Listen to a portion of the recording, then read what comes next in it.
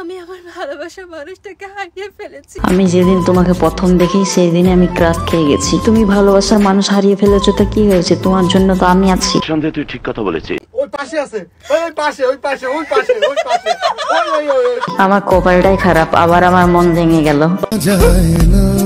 আমার কলিজার ভাই বা দাদাকে বলছি, কারোর ওপর কাজ খাওয়ার আগে তাকে জেনে না তার কেউ আছে কি নাই, আগে জানো ব্যাপারটা। আর নাইলে আমার মতন তোমাদেরও মন ভাঙবে, বারবার ভাঙবে।